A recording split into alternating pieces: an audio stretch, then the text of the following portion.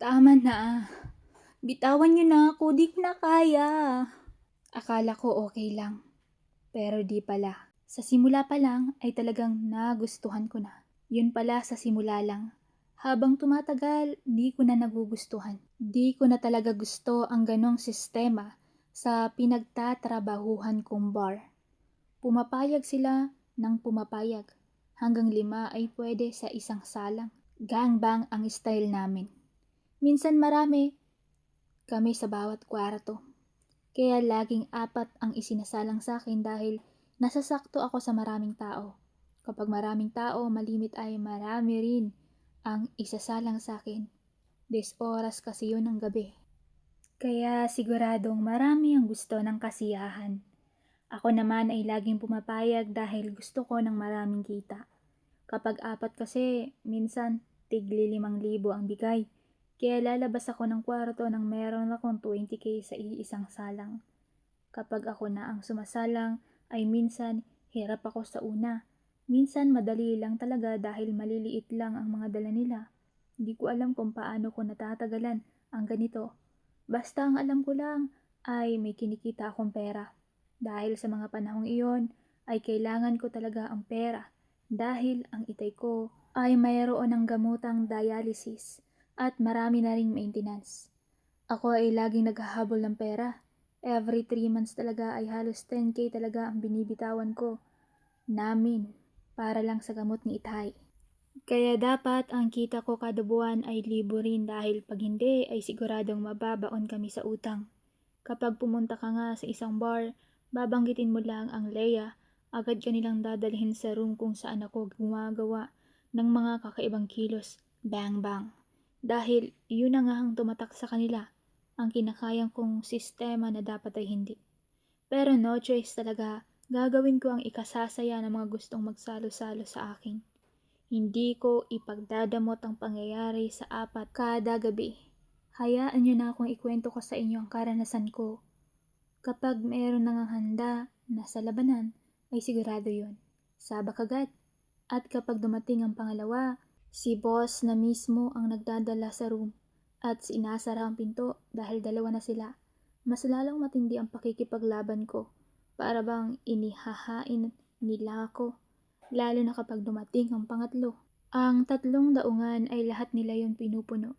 Pagpasok ng pang-4, siya muna ang gagamitan ko ng panghawa ko dahil hindi naman mapagsabay-sabay ang ginagawa ko na yon.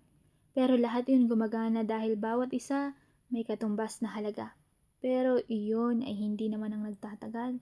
Halos 1 oras ay napag-graduate ko na silang 4.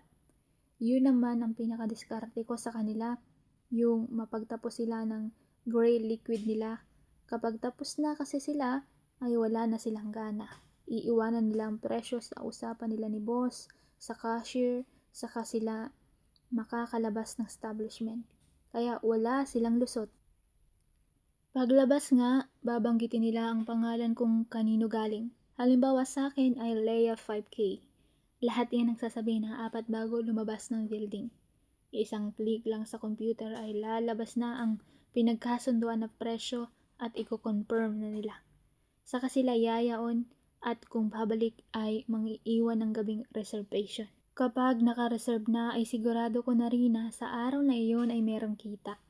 Pero hindi ganun kadali ang pinasa ko nang magsimula na ang show. Lahat kami sa bawat room ay nilagyan ng iba't ibang kagamitan. Malalaking batuta, mga toys na maaasahan na mga decharge, na kapag ginamit namin, yun ay sigurado namang ako ang lagot. Meron kasing minsan ay 3 laruan ang sabay-sabay na pinaglalaro sa di magkasyang maliit na lagusan. Hindi ko naman pwedeng kontrahin dahil baka umatras pa. Ang iba naman ay merong tali na ito ay paborito nila dahil wala talagang magawa kundi lumiyad lang habang nakikipaglaban. Iyon ang halos sukuan ko na dahil kakaiba talaga. Parang magkakandalasog-lasog ang mga braso at hita ko na kapag hinihila na nila ay talagang pabigla dahil sa gigil nila. Di lang yun. Meron namang mahilig gamitin ang kanilang palad at pagpalupaluin ang bahagi ng cave. Minsan isang buong alay ang ginagawa nila. Kaya pagkatapos ng magsalin-salin sa akin, Para na akong nilitson dahil pulang-pula ng pantal ang bahagi ng itinatago ko. Doon na talaga ako nahirapan ng sobra. May minsan nagrereklamo na ako. Minsan di na ako takot na bawasan nila ang bayad. Kasi iba na talaga. Kung papabayaan ko lang na tuloy-tuloy baka matapos ang labanan ay di na ako makabangon. Isang napaka-dark na gabi ang dumaan sa akin. Isang sugarol na lalaki na mahilig manigarilyo at sabay-sabay silang apat. Lahat bagong sindi ng sigarilyo. Ang trip pala nila ay yung sumisigaw. Kaya tuwing magpepermera sila ng sasakyan ay ilalapat nila ang sigarilyo. Yun naman ang pangpiglas ko na tuwang-tuwa at nagtatawanan sila. Ang isa sa likod, ang isa sa hita, nila inilalapat ang nagbabagang sigarilyo. Ito ang di ko malilimutan dahil nang matapos sila ay hindi ako nakapagtrabaho ng isang linggo dahil halos nagbarka talaga ang mga sigarilyo nila. Pati na sa tinatago ko. Nagkaroon nito ng mga kakaibang butlig dahil sa init at paso ng sigarilyo. Kung agad ko namang ipagtatrabaho sigurado di ko kakayanin dahil napakahapdi. Inerereklamo ko sila sa boss ko. Ang sabi lang sa akin, wala tayong magagawa sa mga ganyan. Isang uri yun ng kagustuhan nila. Dahil ang mga ganong lalaki ay dito talaga nagpupunta. Bahagi yun ng kanilang talo. Dahil galit sila. Binubunto nila sa babae lahat ng inis nila. Ang pag-aakala kong kakampihan at pagbabayarin sila sa pagmamalupit sa akin ay parang wala lang sa pinagtatrabahuhan ko. Dahil sa inis ko, naghanap ako ng paraan para di na makapasok sa kanila. Merong 4 muli na sumalang nang ako ay magaling na sa mga hapdi ng sigarilyo. Pagpapasensya ang makukuha ng huling 4 na sasabak sa akin dahil maghihiganti ako sa kanila. Na hindi naman nila ginawa pero sila ang magsasuffer dahil sa kanila natapat ang huling gabi ko kay boss. Pagkakita ko sa isa ay agad kong kinagat ang worm niya at napasigaw talaga siya. Sakto naman, paisa-isa lang sila pumapasok. Ganon ang ginawa ko hanggang pang-4 pero di nila ininda hanggang sa nakaisip ako ng kakaibang trip sa kanila. Pinilit kong hintayin ang likido nila at talagang inubos ko lahat. Inipon ko yon at nakipag-kiss na ako isa-isa ay unti-unti kong ibinuga ang ice candy. Di nila namalayan yon pero tuloy pa rin sila na para bang manhid talaga.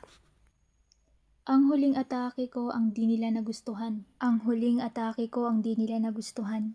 Habang nagmumukbang sila ay pinakawalan ko ang nakatagong kulay yellowish at doon sila nagsitakbuhan habang inis na inis dahil kumalat yon sa kanilang 4.